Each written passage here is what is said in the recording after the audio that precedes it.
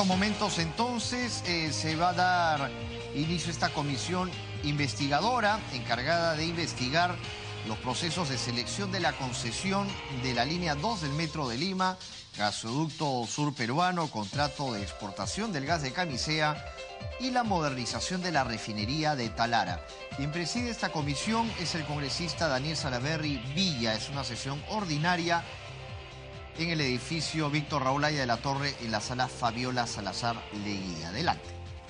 De una parte de la línea 4, que es la que se ve en color rojo, que va más bien de sur a norte, con el objeto de conectar rápidamente al Callao, al aeropuerto Jorge Chávez. Este último ramal va desde la avenida Fawcett hasta la avenida Gambetta, tiene 7.7 kilómetros. En total, las dos líneas suman más o menos 35 kilómetros. Hay casi una estación por kilómetro, por lo tanto, hablamos casi de 35 estaciones, y luego túnel subterráneo en su integridad. Este túnel se excava básicamente con tuneladoras, que son como topos, digamos, mecánicos. La profundidad del túnel, aproximadamente un promedio de 20-25 metros de profundidad.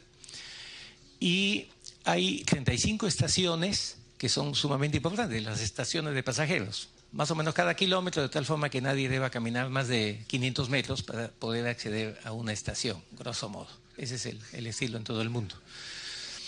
El tema de las estaciones es particularmente importante, es un elemento bastante fundamental y es justamente el que en estos momentos está dando bastante problema, como luego voy a relatar.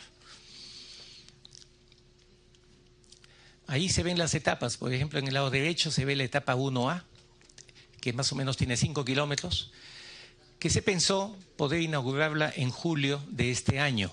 Luego con la adenda 1 firmada en diciembre de 2014 con el concesionario, entre concesionario y concedente, extendieron esa fecha para febrero del próximo año, del 2017, pero tampoco va a estar lista para esa fecha.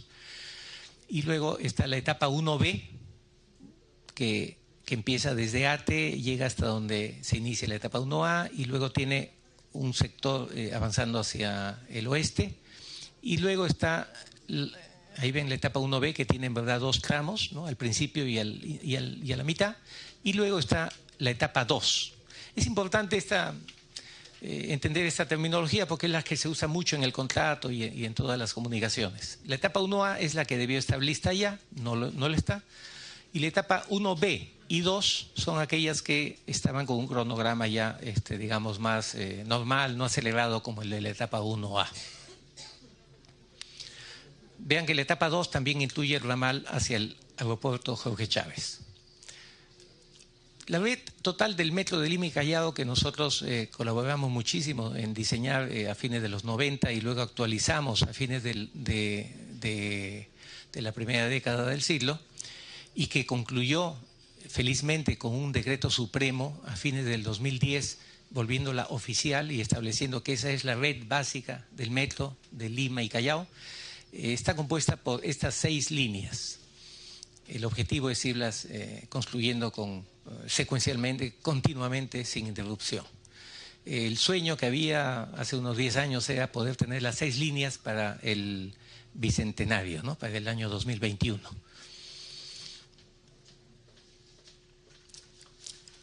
¿Qué sucede con el proyecto? Todo es público y notorio que tiene un atraso notable. Y este atraso se debe a 2 componentes, 2 factores. La falta de liberación de los terrenos e interferencias. No se liberan los terrenos, un problema que tienen muchas concesiones. Y esto es un problema que tiene el concedente, ¿no? El ministerio que tiene que agilizar esto. Pero hay un segundo problema que no es menor, aunque se quiere minimizar constantemente por el lado del concesionario y etcétera, y que es la falta de elaboración oportuna y la consiguiente aprobación de los EDIs, los estudios definitivos de ingeniería de todos los componentes, básicamente las estaciones, que es lo más crítico. Y este segundo componente es responsabilidad del concesionario. Eso es algo que no se publica, no se dice, se oculta. pero es una realidad tangible. Y es una realidad tan importante que puede cuestionar totalmente, en forma eventual, un reclamo del concedente, un reclamo del concesionario por el atraso de la entrega de terrenos, con una pregunta muy simple que podría hacer cualquier árbitro o cualquier juez, sea CIADI o sea donde sea. Oiga, señor concesionario, si el día de mañana se liberan los terrenos y se los damos, ¿usted puede pasado mañana empezar la construcción? No puede. Y no puede porque no tiene los diseños, muchos de ellos ni siquiera entregados y menos aprobados. Por lo tanto, es un principio, entendemos, contractual, legal fundamental, que las ampliaciones de plazo se dan cuando hay realidades, no cuando hay ficciones, digamos, formales. Es cierto que hay un incumplimiento del concedente, pero también, lamentablemente, para el concesionario hay un incumplimiento de él. Y el incumplimiento de una de las partes no concede automáticamente el derecho a la otra parte de incumplir. Ese creo que es un error de cálculo fundamental que ha cometido el concesionario, como luego lo voy a explicar más en detalle. Este es el resumen del estado de ingeniería. Fíjanos a la derecha, la columna vertical, digamos, de la derecha, los totales. Fíjense, la primera, la de la izquierda y la de la derecha. ¿Cuántos son los EDIs totales que tiene que presentar el concesionario para este proyecto? 108 EDIs en total, para todo, la etapa 1A, 1B y 2. Hoy por hoy solamente hay aprobados 15. Hay por ahí alguna estación, etcétera, equipamiento electromecánico. Pero ¿cuántos EDIs hay en proceso de levantamiento, de observaciones, de revisión y por lo tanto no aprobados? Hay 31 EDIs y muchos de ellos tienen fácilmente medio año de discusión. La tercera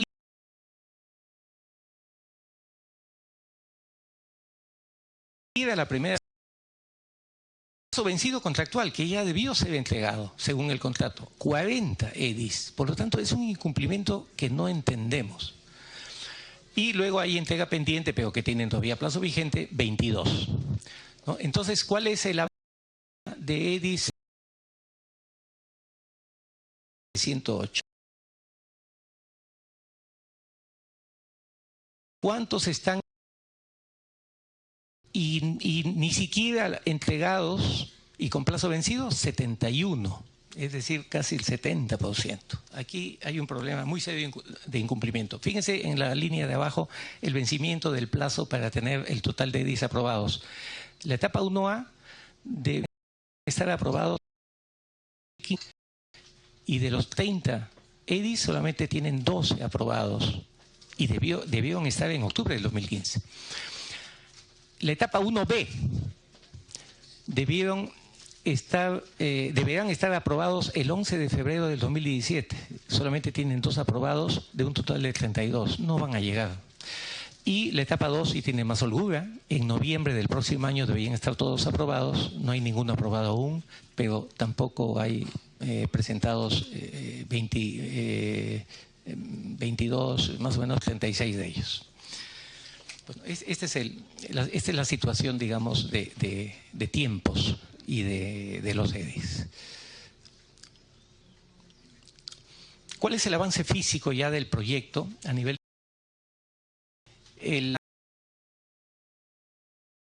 Aquella que debió o febrero 17 con la adenda 1 está en un avance del 70%. Y luego están los diversos otros componentes, digamos, que son relativamente menores. El material rodante está bien, está marchando muy bien. Las TBM, ya hay las dos grandes máquinas TBM en Lima, cada una son máquinas alemanas y están en Lima, pero tendrán que estar pues esperando un año o más antes de poder entrar en funcionamiento. Vean en las dos líneas finales las estaciones. Hay 2 estaciones nada más que se han iniciado su construcción, la Santa Anita, que es la de 24, y la de Emilio Valdizán. Su grado de avance es 20%. Este es más o menos la sección del túnel. Ahí se ve un poco los detalles del avance. Es el túnel, hablamos del túnel de 5 kilómetros, el de la etapa 1A, que se excava con métodos tradicionales, no con los topos mecánicos. 70%. El atraso general del proyecto. Bueno, ahí se ven las cifras, no es muy fácil verla, pero tal vez en el gráfico siguiente o en el enunciado abajo se puede ver. Ya, aquí. Estamos al mes de... la línea roja es el avance programado, contractualmente programado, y la línea azul es la realidad. Está cortada la línea azul al mes de octubre, y vemos que en octubre el proyecto está al 14% de avance, debiendo estar al 36%, ¿no? Entonces es un atraso bastante importante. Bueno, paso al punto de cuál es la grave situación de los EDIs que existe a la fecha y que llevamos en verdad en este problema más de un año. Y sin solución, la verdad que sin solución. Y sin solución porque las posiciones de nuestro consorcio y las del concesionario en este punto son irreconciliables, no hay forma. Y lamentablemente debemos reconocer que no tenemos el apoyo de nuestra entidad contratante Ocitran. Entonces la discusión se ha vuelto muy, muy complicada. Incluso hemos tenido varias crisis hasta contractuales, legales, hemos tenido que obtener 2 medidas cautelares, etcétera. Tenemos un arbitraje con 19 puntos, etcétera. ¿Cuál es el dilema, el problema fundamental? Los EDIs preparados por el concesionario para las estaciones de pasajeros persistente y sistemáticamente degradan la propuesta técnica presentada por él mismo y con la cual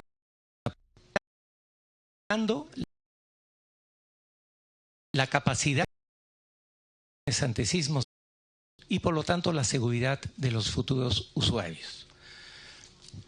Esta degradación se evidencia en menor concreto utilizado, por ejemplo la reducción del ancho de los muros pantalla, de las losas, etcétera.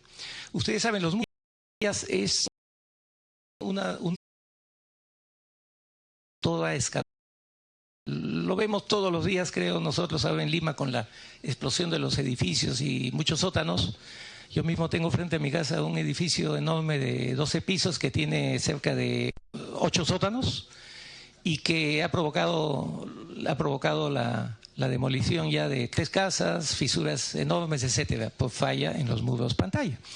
Los muros pantalla altísimos en las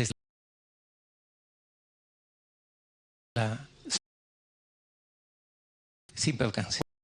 Pues bien, en estos muros pantalla, desde el principio, el concesionario pretendió no colocar el metro de espesor que había ofrecido en la propuesta técnica, sino 80 centímetros, ¿no? Luego, tampoco quiere poner todo el acero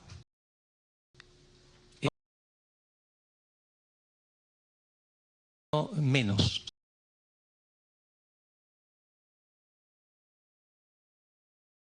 Cúbicos en alguna construcción, incluso en nuestras casas, que hay pues una vinculación muy importante entre el concreto y el acero que uno pone dentro.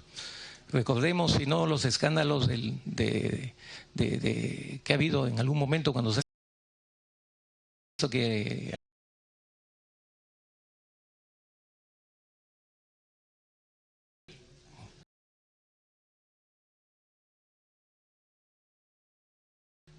hay para las estaciones.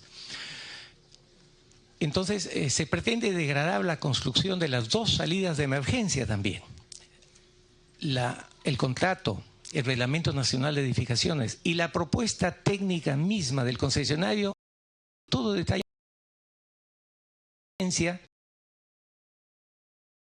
el andén de la calle.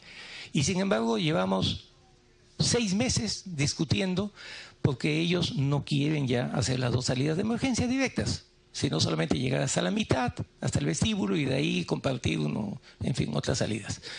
Esto es algo intolerable porque afecta a la seguridad. Y hoy por hoy, con que hemos visto en un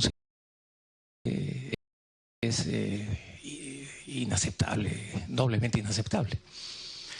No, además, ya no quieren construir el muro forro de impermeabilización que habían establecido ellos mismos en su propuesta técnica en las zonas básicamente del Callao, donde la presencia de agua es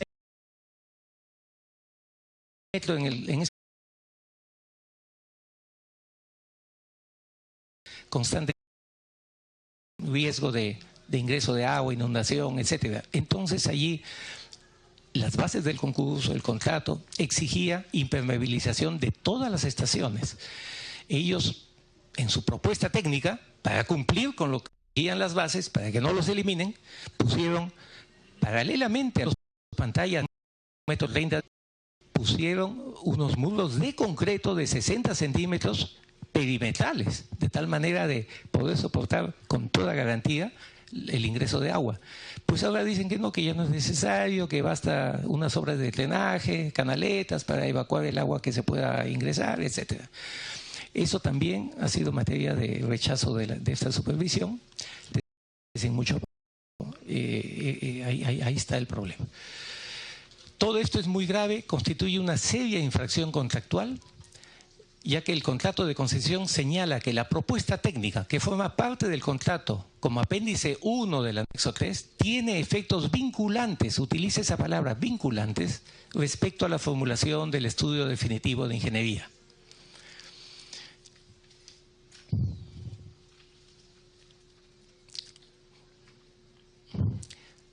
Por eso decimos nosotros que el atraso en la presentación y además en el proceso de aprobación de EDIS es de responsabilidad única y exclusiva del concesionario.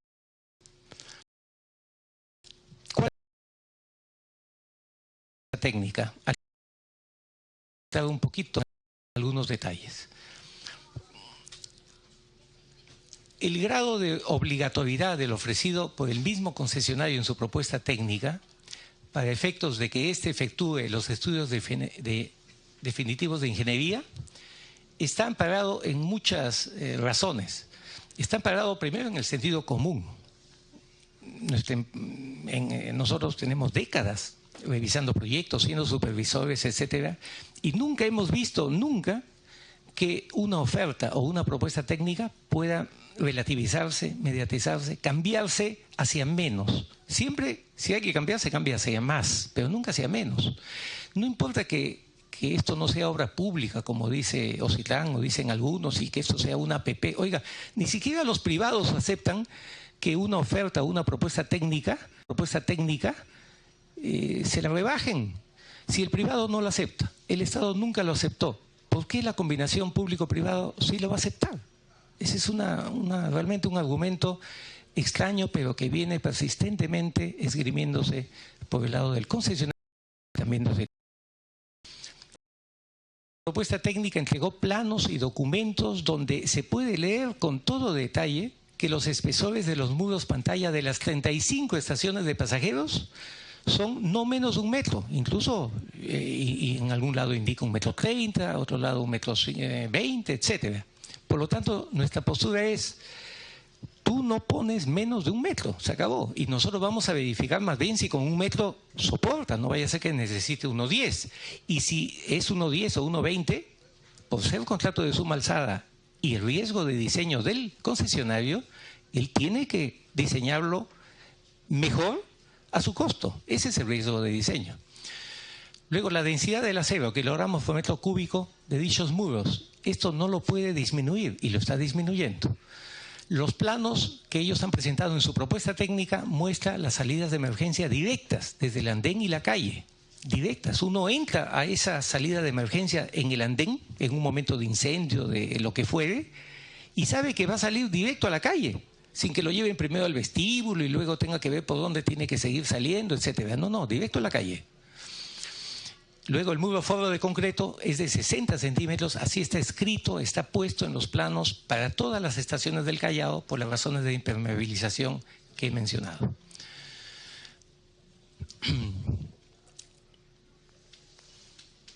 El contrato de concesión, ¿qué dice? Ahí lo he transcrito entrecomillado. La propuesta técnica que forma parte del presente contrato como apéndice 1, etcétera, tiene efectos vinculantes respecto a la formulación del estudio definitivo de ingeniería correspondiente. Este es tal vez el enunciado más serio, grave, importante que tiene el contrato de concesión a este punto. Sigue en espíritu o en la misma letra.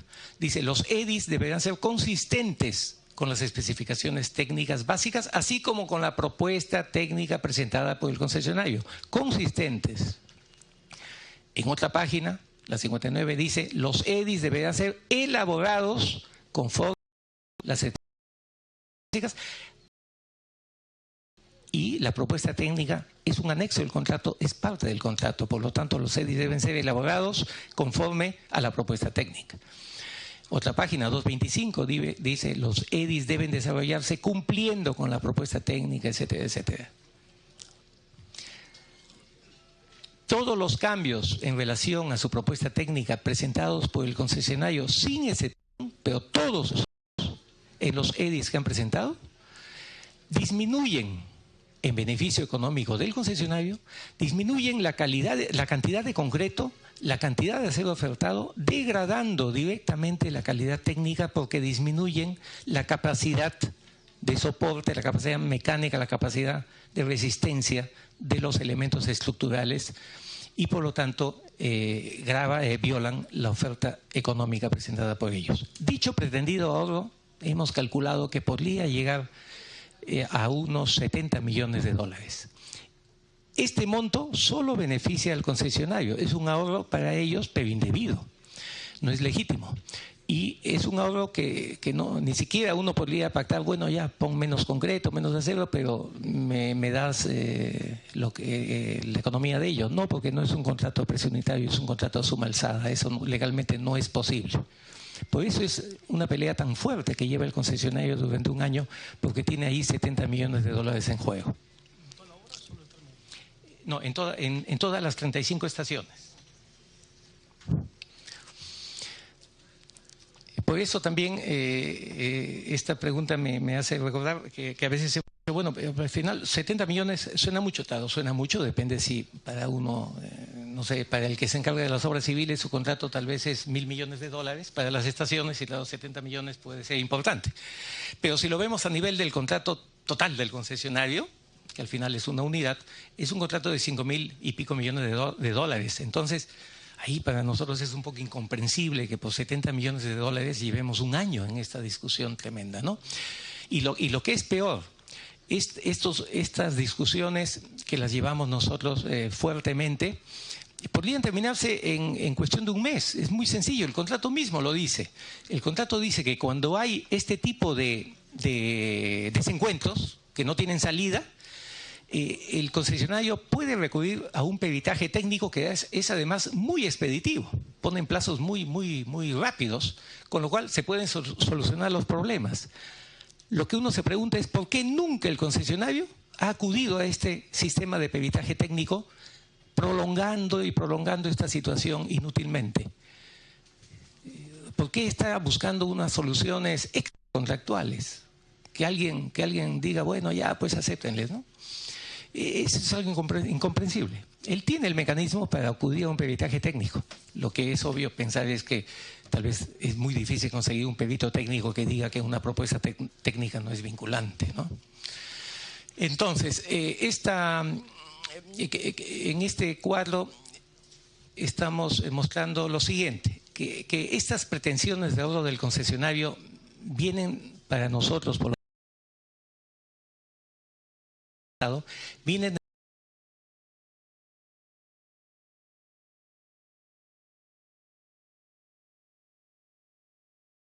etapa 1A. El concesionario pretendió también hacer ahorros distintos a estos 70 millones, distintos. Pretendió hacer ahorros evitándose revestimiento estructural de concreto en el túnel, sino simplemente poniendo shotcrete, el primer revestimiento, digamos, la primera, de unos 20 centímetros, luego se pone una geomembrana y luego, en cambio de poner la estructura de concreto, ponerle otra vez un concreto roceado, lo que le llaman shotcrete, ¿no? El concreto que se rocea con unas máquinas especiales. Pero esto pues es de mucha revestimiento del mundo, que revestimiento concreto con el acero respectivo. Esta discusión duró meses también, porque además violentaba su misma propuesta técnica, hasta que luego de 4 o 5 meses terminó aceptándolo, perdiendo 4 o 5 meses valiosos. Esto, ¿cuánto de oro hubiera significado para él? Esto no lo hemos medido, pero también hay algunos millones por ahí.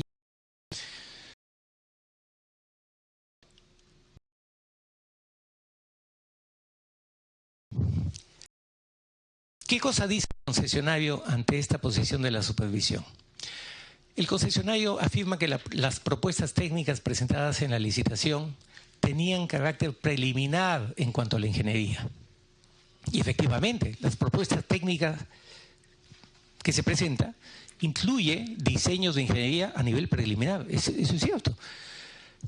Por eso es que luego se le paga 120 millones de dólares para que desarrolle los estudios definitivos de ingeniería, los EDIs. Pero eso no significa que lo que él pone en esa ingeniería preliminar puede luego disminuirlo. Si él pone, es el ejemplo que dábamos muchas veces a ellos, le decíamos, bueno, si tú pones un vehículo de un nivel tal y luego quieres disminuirlo simplemente diciendo que sigue entregando un vehículo, eso no es admisible. Uno tiene que comparar con las características mínimas que ofreciste en tu oferta. Aquí, en esta propuesta técnica, el concesionario ofreció lo que ofreció, fue aprobado con ello, cumplió lo mínimo que decían las bases. Si allí ofreció más, pues es de ese mínimo y tiene que entregarlo, aunque la ingeniería que haya entregado era preliminar. Pero si allí decía que los muros eran 1 metro de espesor mínimo, eso tiene que entregarlo, porque además es lógico pensar que en un concurso competitivo donde se ganaba también por precio y donde él se presentó al 90% del presupuesto base, por lo tanto pensaba que iba a haber competencia, que luego al final no la hubo, pero él se presentó al precio más bajo, 90%, entonces tenía que ajustar sus costos, tenía que hacer todo lo necesario para minimizar sus costos. Y entonces si puso 1 metro de espesor es porque sabía él que menos de 1 metro ya no era razonable, lo podían sacar de mesa por infracción técnica. Por lo tanto, luego no hay argumento para que pueda poner menos, y más aún si con ese metro calculó su oferta económica, como es lógico.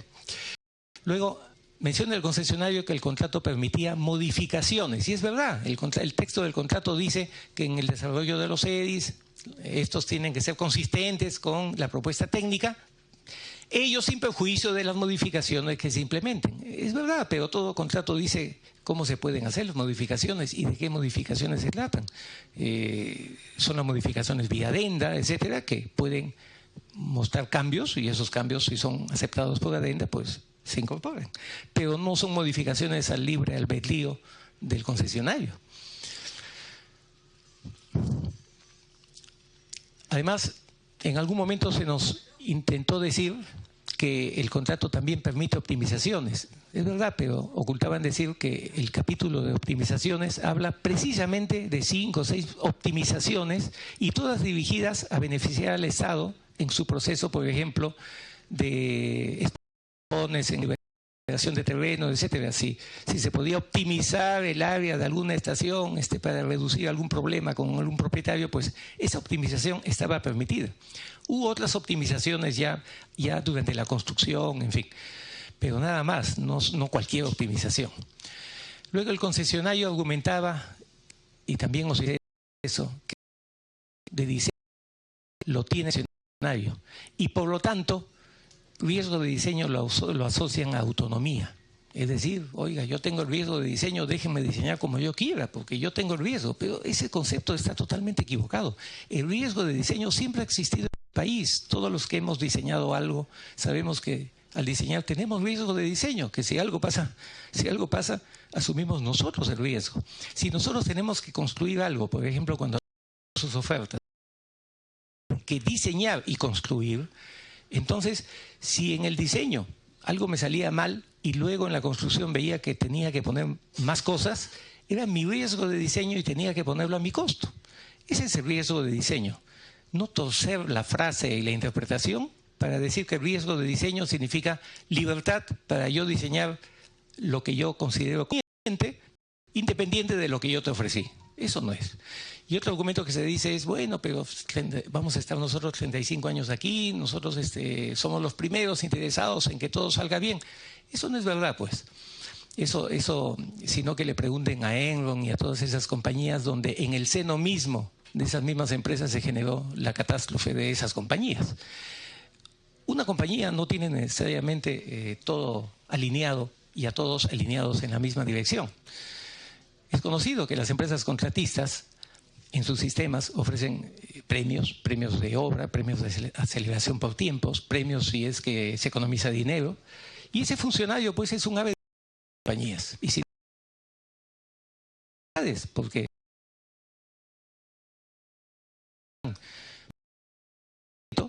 entonces ese funcionario va a estar muy interesado en cerrar algunos ojos, cerrar alguna vez los ojos, o en extremar el límite de lo que él piensa que puede suceder o no.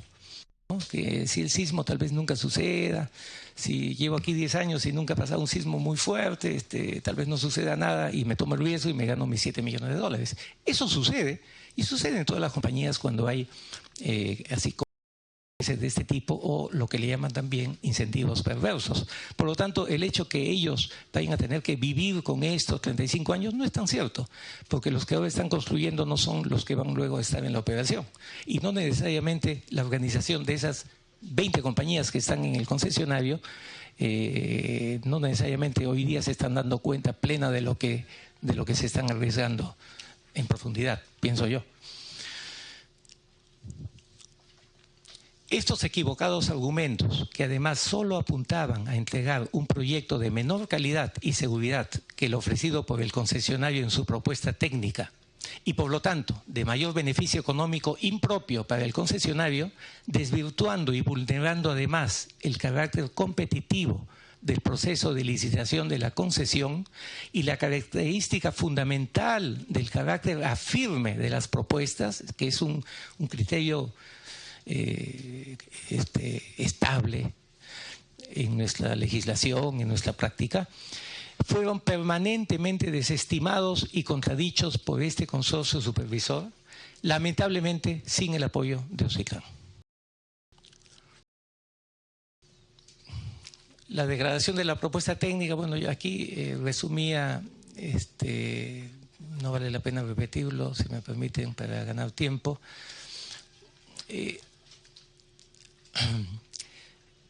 ¿Qué nos ganamos con esto nosotros? Nos ganamos muchas presiones. Es que tenemos pegado del presente año, prohibieron que a todas las reuniones con el concesionario de OCITAN para discutir todas esas características técnicas asista personal peruano, con la excusa que el personal clave era el único que podía participar, y claro que es sorpresa del personal clave, el personal chino y coreano, quienes son el 13% del total de nuestro plantel en el consorcio. Con esto lo que se intentaba lograr era debilitar al equipo de supervisión. Al concesionario lo dejaban entrar con 10, 20 personas. A nosotros, supervisores, solo nos dejaban entrar con el personal clave y máximo su traductor y punto. A veces que hemos querido enviar al abogado del consorcio, justamente aquí presente, no lo han dejado entrar. Al ingeniero Chau, también aquí presente, tampoco lo han dejado entrar, y en general, eso está documentado. Esa situación ha persistido durante muchos meses, nos hemos quejado en todas las formas, incluso ese es un punto que hemos puesto a vencer.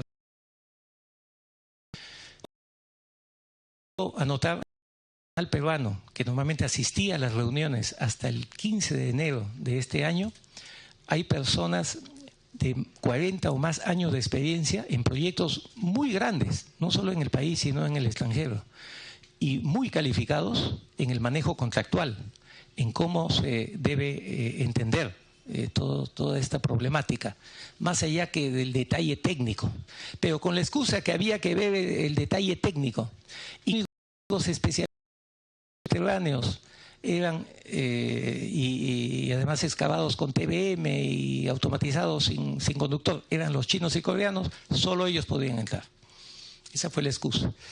Además, se ordenó al consorcio supervisor retirar al jefe adjunto de supervisión, al segundo de la supervisión, que era peruano, muy experimentado, de 40 años de experiencia en túneles, en el país y en el extranjero, túneles de todo tipo, y que había sido el jefe adjunto de la supervisión de la línea 1 del metro, ¿no?, recientemente terminada, se le ordenó retirar del plantel de la supervisión. Ese punto también lo tenemos en arbitraje, lo hemos rechazado, porque no había argumento alguno.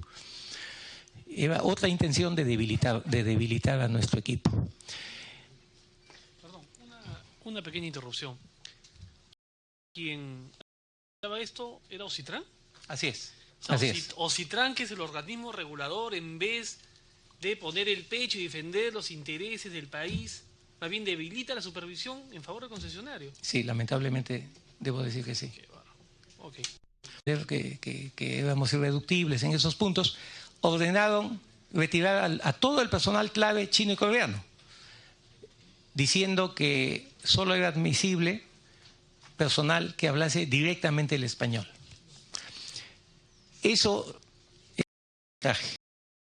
también contra eso logramos una medida cautelar en el Poder Judicial fuera de proceso, y cuando se constituyó el Tribunal Arbitral, este Tribunal Arbitral también nos ha dado una medida cautelar contra ello.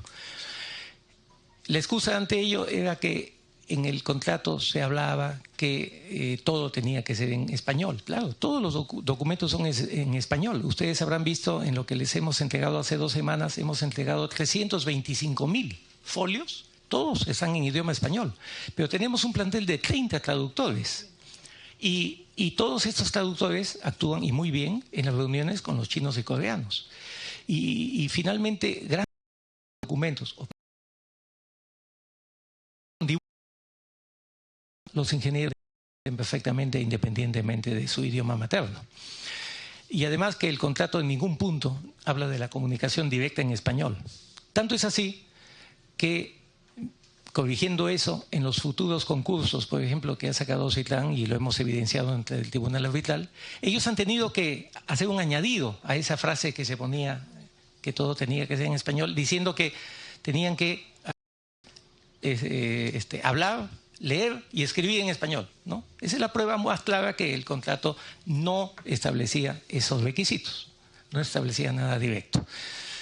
Bueno, ese es un problema. Ese es un problema. Además que en el tema arbitral hemos puesto otro asunto. El Tratado de Libre Comercio Perú-Corea expresamente prohíbe ese tipo de limitaciones.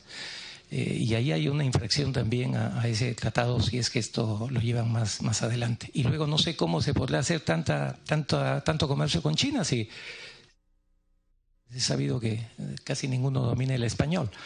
No vaya a ser que China nos pida que solamente a comprar de empresas donde todos hablen chino. Bueno. Ahora, el consorcio supervisor nuestro nunca ha tenido un incumplimiento a pesar de la enorme cantidad de documentos. Nunca se podrá exhibir una penalidad o algo por un día de demora en entrega de ninguna revisión de documentos. Y fíjense que los plazos son muy complicados, son muy cortos. Pero es que el equipo se ha afiatado muy bien. Somos un equipo de 160 personas, 30. Hay profesionales locales de muy alto nivel, y esto como se hace en todas las disciplinas. No es que el especialista se tiene que leer absolutamente todo, justamente por eso es especialista, sabe dónde apuntar, dónde dirigirse y en qué cosas apoyarse con los otros especialistas locales que tienen muy alto nivel, y así en conjunto se logra resolver todas las cosas. El idioma nunca ha sido un problema mayor, como no lo es tampoco para organizaciones internacionales como Naciones Unidas, Uniones APEC, etcétera. Menos aún por las características de ingeniería del proyecto, con gran información en planos, dibujos y cifras que son universales.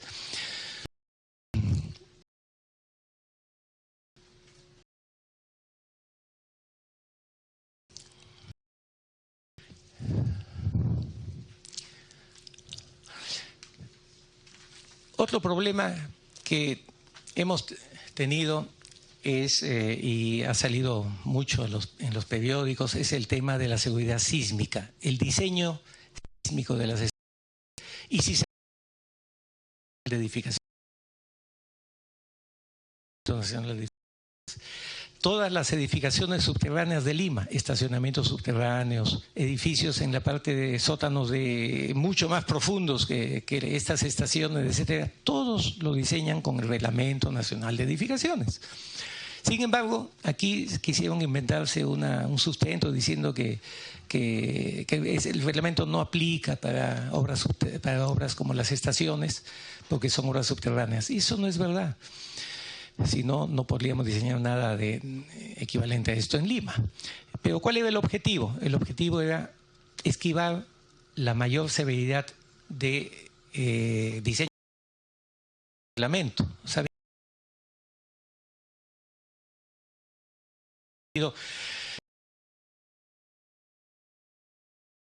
Este reglamento, mejor del de cualquier país europeo, evidentemente. En Europa, con un sismo de 5 grados, en Italia se cae media ciudad. En España se les ha caído medio pueblo con sismos de 6 grados. Los españoles no tienen definitivamente experiencias en sus diseños en países sísmicos. Hay que preguntar a Chile, yo puedo documentar a esta comisión con un informe de una comisión japonesa que asistió, que fue en inspección a Chile luego del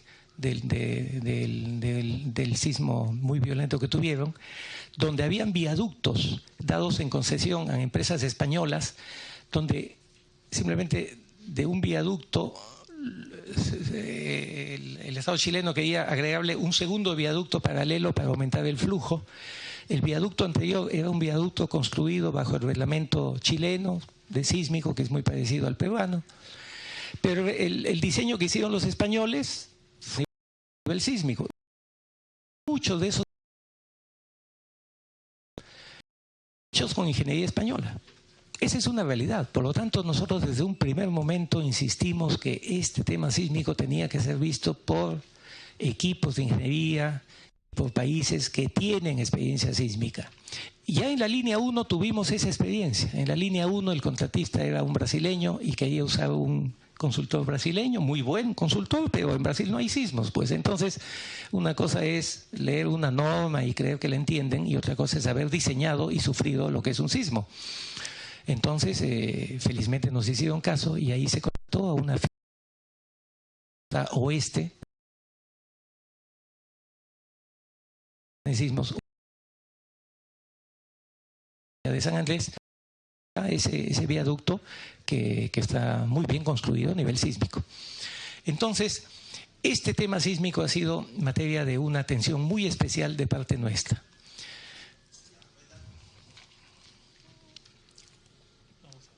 Sí, voy a acelerar esto.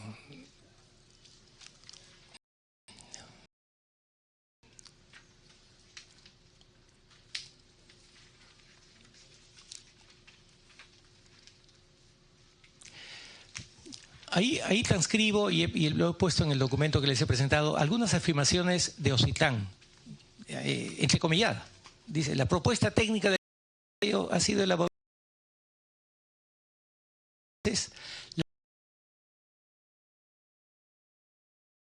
que son aplicables y parámetros específicos que son aplicables solamente a la etapa 1A. Dentro de toda esa discusión parece que alguien pensó que una solución intermedia, negociada, era ya pues hagámoslo en la etapa 1A, total es la más pequeña, la de 5 kilómetros, y ahí finalmente aceptó ya en la etapa siguiente.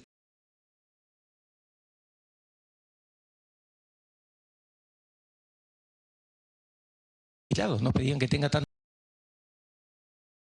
los 5 kilómetros serían los que se querían inaugurar en julio de este año y por eso tenían que avanzar con los detalles. Sin embargo, lo que siempre hemos sostenido es que el mayor o menor detalle que se ponga, eso, mayor o menor, eso tiene que respetar. Y lamentablemente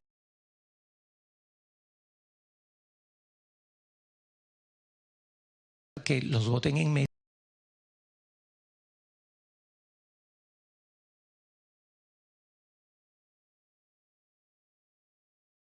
Todo el mundo va a entender y lo usamos los privados, los estatales, todos. Lo mínimo que uno tiene que entregar en una propuesta técnica es lo que le exigen a uno las bases. Eso es lo mínimo. Si no, a uno lo votan en mesa. Cuando uno tiene el... ofreció en la propuesta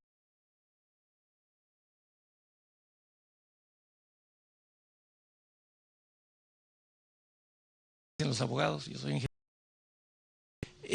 Sin embargo, toda la fundamentación legal hecha por Ocitlán es irse a las bases, irse a los orígenes. Oye, las bases no exigían tanto, pues tú no puedes ahora exigirle tanto. No,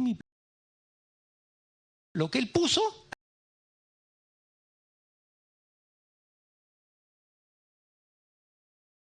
tanto, no, pues eso.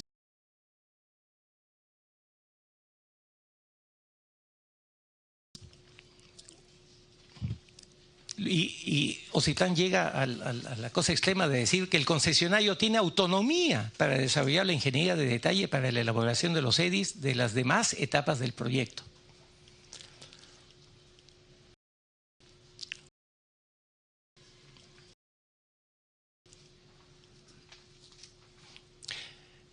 Es bien importante, quiero resaltar tal vez este punto y luego el sísmico y creo que ahí termino.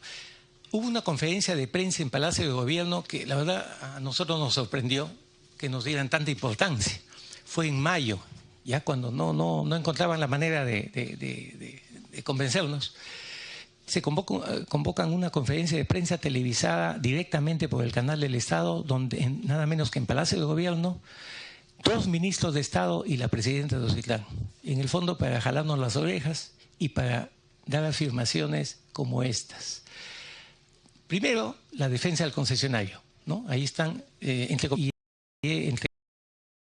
notarial, de prensa, que me parece que fue lamentable. Dice, la empresa concesionaria viene cumpliendo lo establecido en el contrato de concesión para sus obligaciones contractuales. Eso lo afirma la presidenta de Ocitlán. Eso es falso, no está cumpliendo el contrato. Otra afirmación que pone allí, que da en público, oficialmente. En el caso del campo en determinación que plantea el Consejo, eventualmente a ver que tenga un ancho de muro de pantalla de 80 centímetros. Oye, ¿cómo es posible eso? Si el mínimo que pone la propuesta técnica es 1 metro. Ella, Ocitlán, no puede aceptar poner menos. Pero, ¿cómo lo explica? No. Prácticamente.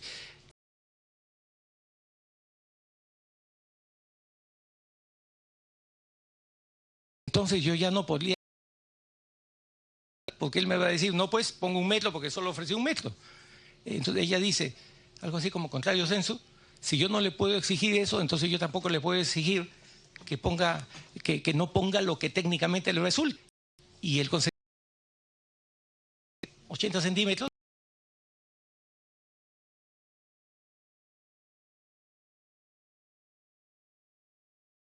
Realmente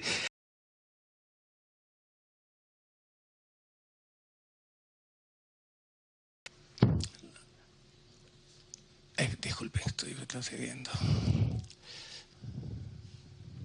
Luego nos manda una amenaza diciendo no podemos permitir tampoco que una parte del consorcio supervisor desconocer la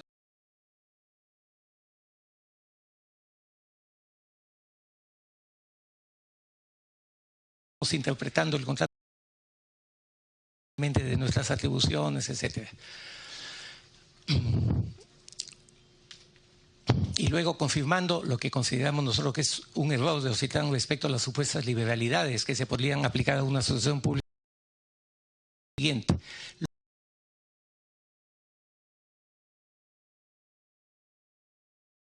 Una de las primeras cosas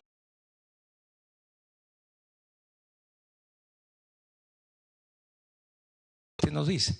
Hasta ahora nosotros no entendemos dónde está la diferencia entre obra pública y APP para fines de exigir que en ambos casos se cumpla la propuesta técnica.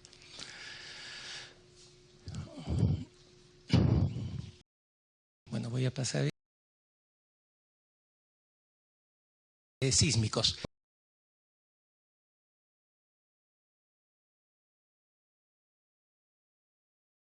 Correctos, según los ellos querían usar el eurocódigo, que es un poco más tolerante. Este grave problema afectará la seguridad de miles, de cientos de miles de personas que utilizarán la línea 2 en las 35 estaciones. Las estaciones. Que estaciones en lugar de 5. Ese es el problema que hay. La norma peruana, si uno la lee correctamente, dice que el factor de amplificación, que es como un poco la seguridad, el grado de seguridad que yo debo asumir, es 1.5. O sea, calculo que la fuerza sísmica está, la amplifico y con eso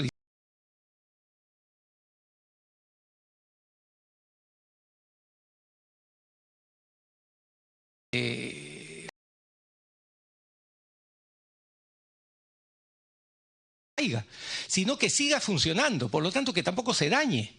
Porque el cuento un poco que ha habido por allí es que sí, no se va a caer. Es discutible. Puede ser que no se caiga en el primer sismo. Yo no sé si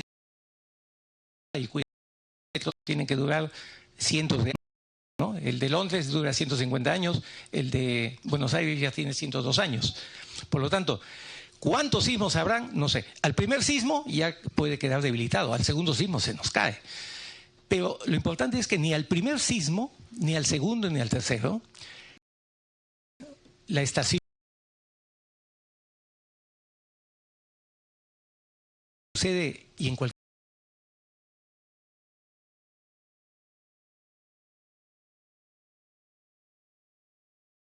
factor de amplificación. Les hemos entregado a OSITAN, a todos, cerca de 15 normas de todos los países sísmicos del mundo, Estados Unidos, India, de todos, y todos uniformemente usan 1.5. La idea que con 1.3 va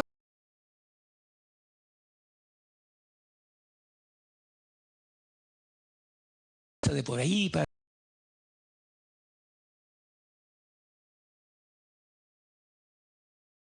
El concepto es que tiene que seguir funcionando y si tiene daños no puede seguir funcionando. Entonces salen con la excusa en la conferencia de prensa el ministro de Vivienda de la época diciendo, oiga, pero el metro no es como una sala de cirugía, pues no me pidan que pongamos 1.5 como en los hospitales, porque no está operando y tiene que seguir.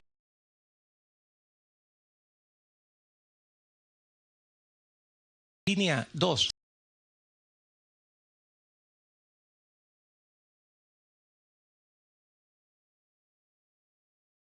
Sismo de grado 8, 8, 9 y tenemos un tercio de la ciudad colapsada y con problema, el metro tiene que seguir funcionando y porque no hay manera de arreglar un metro que se dañe, no hay forma. Entonces vamos a botar 5.000 millones de dólares por no poner a 1.5. Oiga,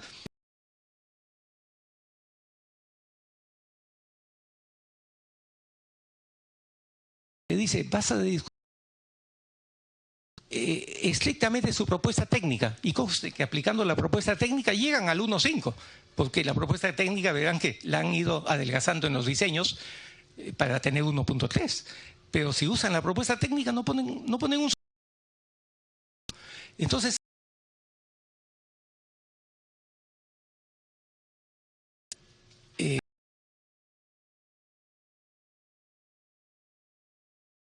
dámelo pues y vaya a hacer arbitraje. O sea, esa solución es elemental, es la más sencilla, es la que haría cualquier gran manejador de proyecto. No, por 70 millones de dólares no nos vamos a poner a discutir la seguridad de cientos de miles de personas y además no vamos a pasar la vergüenza de tener el metro del mundo, porque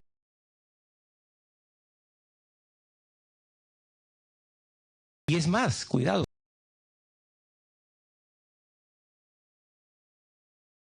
Con el mismo concedente del Ministerio de Transportes y Comunicaciones, solo que en aquel momento no era el concedente, sino era el contratante, porque fue una obra pública, el factor utilizado sísmico fue 1.5 y se consideró esencial. ¿Por qué ahora el país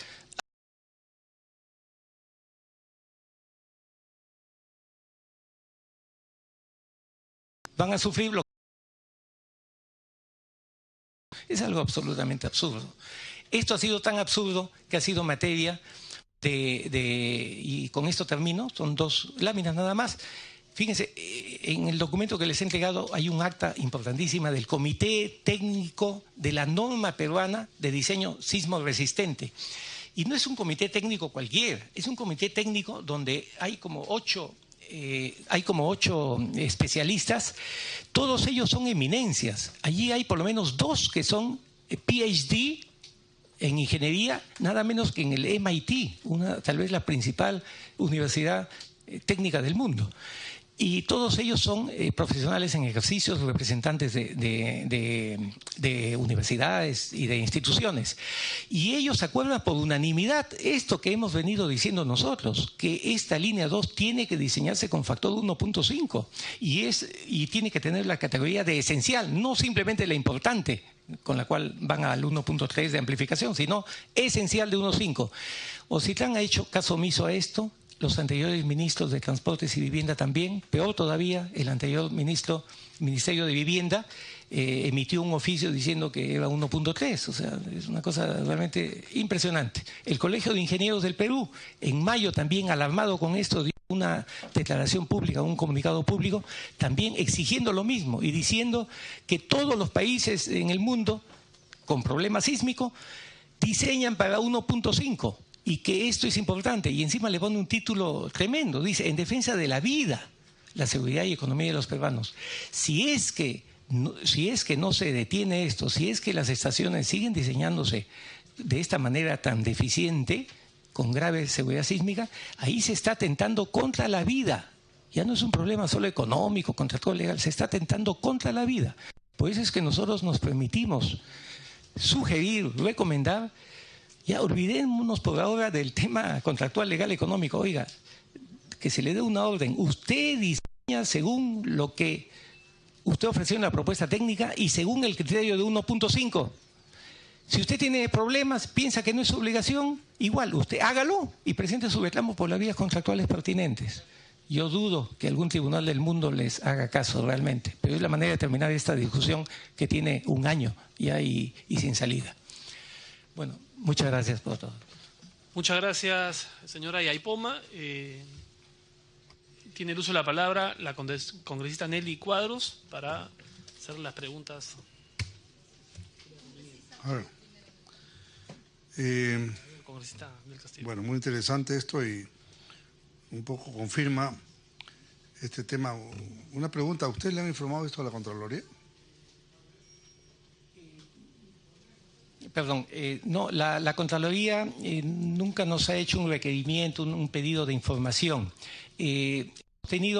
Disculpe, me rectifico, ha habido en el mes de abril una comisión inicial de auditoría, de Contraloría, en nuestras oficinas, y allí nos han hecho un pedido general.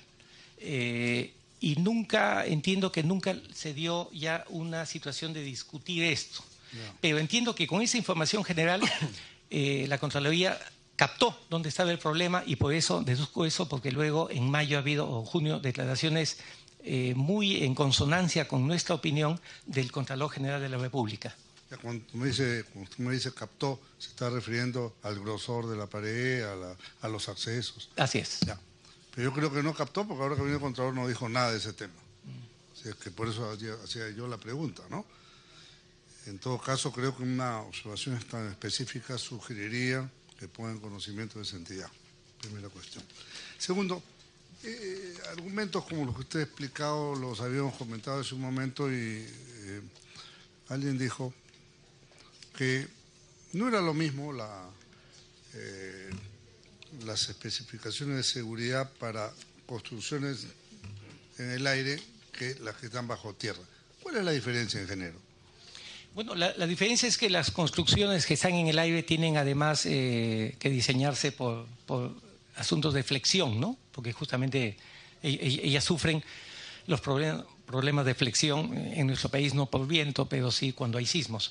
En tierra hay además el empuje de tierra, etcétera, que eso hay que analizarlo ya con especialistas del carácter más geotécnico, que entiendan bien cómo se comporta el suelo. Pero, sin embargo, bajo tierra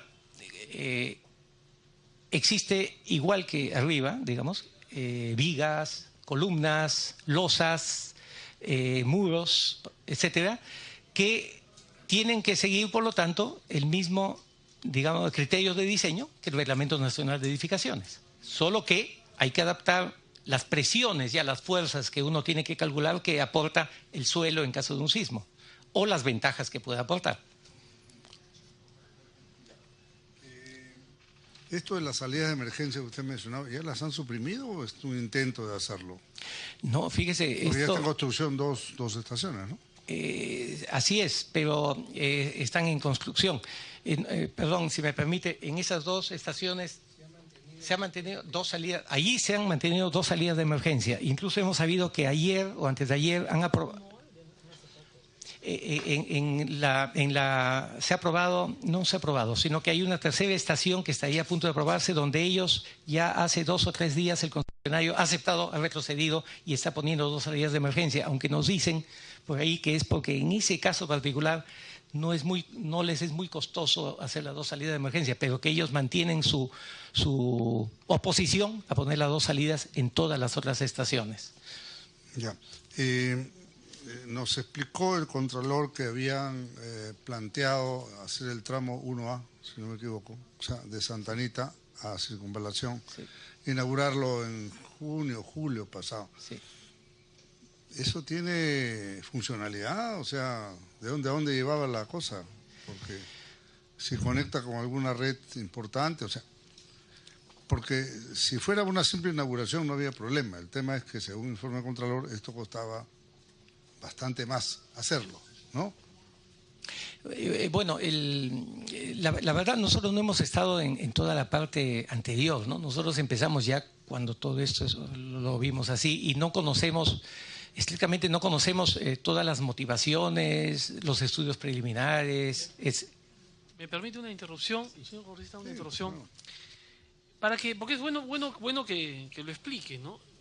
¿Cuándo realmente ustedes firman el contrato y cuándo asumen ustedes la supervisión? Porque el que menos podría pensar que esto se inició simultáneamente a ejecutarse y ustedes a supervisarlo. Pero yo tengo entendido que la supervisión llegó posterior a esto, por eso que hay estos temas que ellos no manejan. Sí, un año después. El concesionario entró en abril del 2014, nosotros iniciamos actividades en abril del 2015, un año después. Incluso allí ya se había firmado 4 meses antes una adenda al contrato de concesión. Pero incluso todos los estudios de tránsito, efectivamente de sustento, de por qué una etapa 1A adelantarla, etcétera, que deben existir. Yo conozco algo de eso solo por lo que leo en los periódicos, pero en verdad no entra en el ámbito de nuestro conocimiento, de mi conocimiento, de nuestro conocimiento. Sé que ha sido cuestionado porque justamente iba a transportar mucho menos pasajeros, etcétera, pero nunca he leído, no ha estado en nuestras manos los documentos que sustentan ni una cosa ni la otra. Entiendo que la supervisión, digamos,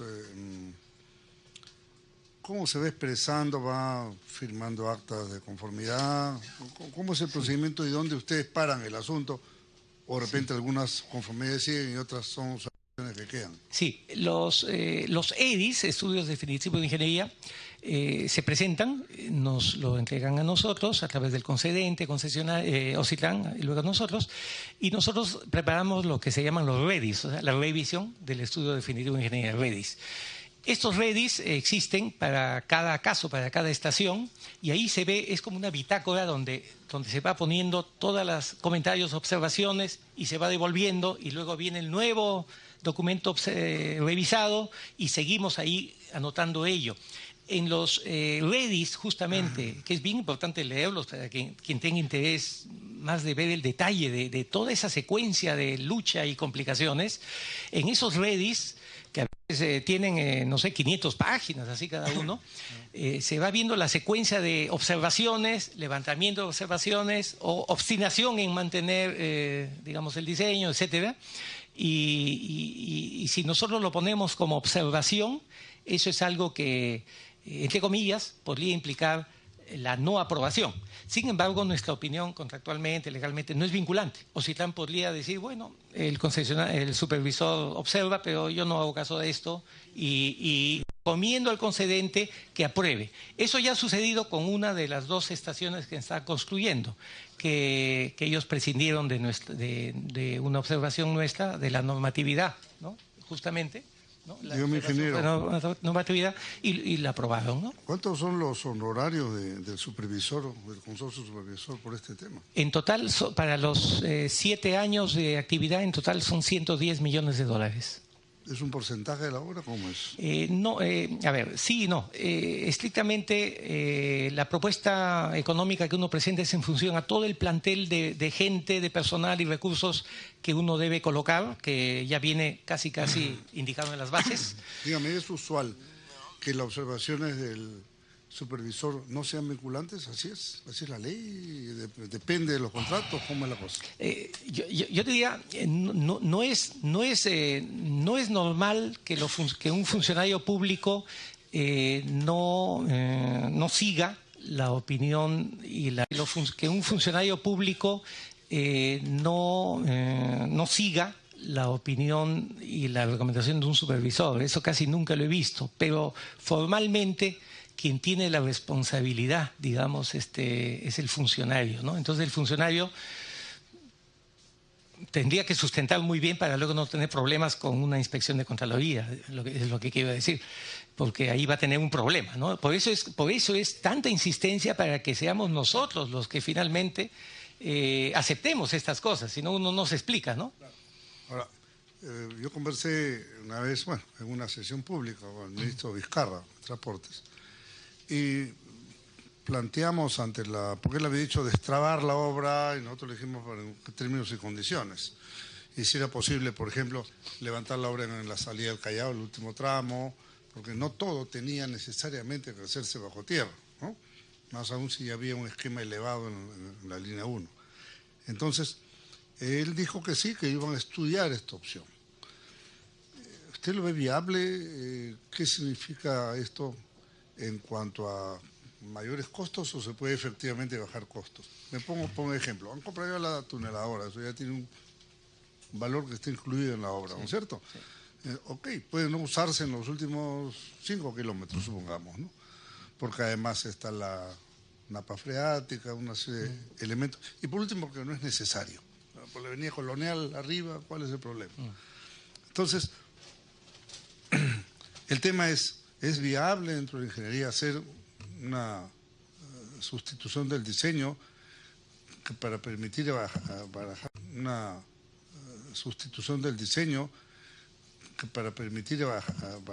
bajar costos. Y si nos ilustra usted cuánto hubiera sido, si tuviéramos un cuadro comparativo, así a grosso modo, entre esta excavación profunda, ¿cuánto es? 25 o 30 metros, ¿no es cierto? Sí. Ya. Versus uno de Zanja Abierta, versus un elevado. Grosso modo, ¿cuántos son las diferencias de precio? Sí, usted me habla de si es viable, o sea, si tiene lógica, ¿no? Me parece entender eso. Sí tiene lógica. De hecho, hace 5 o 7 años, cuando se planteó hacer todo subterráneo, se vio en los periódicos y en muchos foros, creo que en el Colegio de Ingenieros, que caramba, no es lógico la primera, la segunda línea, ponerla toda subterránea si uno todavía puede usar algo de espacios aéreos, zonas efectivamente que se pueden llevar sin mayor problema por el aire, porque la disminución de costos es notable. No podría decirle yo ahora arriesgarme un precio, pero sí vale menos, pues, que la mitad, no sé, pero vale menos, es sustancialmente menos. Pero con un agravante en este caso, que en el Callao, esa excavación y los problemas por la presencia de agua, no solamente en la construcción, sino en toda la operación, porque en toda la operación van a tener que a pesar de todo lo que se haga, van a tener que ir luchando contra el agua. Es como en nuestras casas, pues, cuando tenemos algún problema sanitario y caramba, siempre estamos arreglando la pared y todo esto. Igualito van a ser las estaciones, ¿no? Por más cosas buenas que hagamos, van a haber ese tipo de problemas.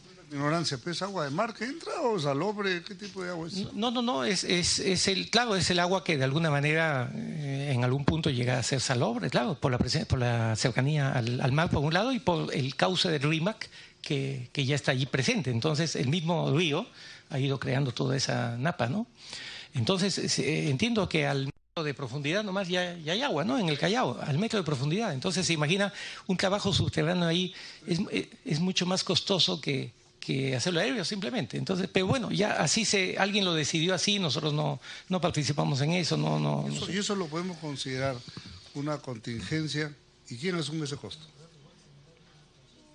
¿Me habla de qué contingencia? Yo me encuentro en una huaca, ¿no? Y tengo que hacer algo, pasar por arriba, por abajo, no sé, o cargar la huaca y llevarme al otro lado. Me encuentro con 20 metros de agua, ¿no es cierto? Sí. ¿Cómo resuelvo eso y quién lo paga? No, eso ya está previsto. Eso ya desde la propuesta, desde los diseños se sabe que eso es así. Y por eso es que incluso la tuneladora, este topo mecánico comprado, y que ya está aquí una de ellas, es una tuneladora especial para trabajar en zona con agua donde tiene que hacer un trabajo de contrapresión. No es cualquier tuneladora.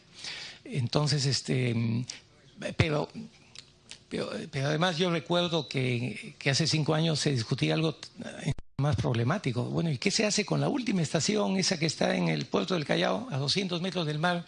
¿Alguien ha pensado en un tsunami? Y siempre se habla que el tsunami puede tener un impacto hasta 1 kilómetro tierra adentro, depende de qué lugar de la costa estemos. Entonces, si se llega elevado, ahí ya nos olvidamos casi del problema del tsunami, ¿no? Si sigue subterráneo, ahí sí es un problema. Esa es una incógnita que nosotros como supervisores tenemos todavía que pensar cuando vengan esos diseños de la zona del Callao, que todavía no vienen porque es una etapa posterior. Gracias, congresista. Gracias, señora Diopoma. La congresista Nelly Cuadros. Gracias, presidente. Saludar la presencia del representante del consorcio supervisor.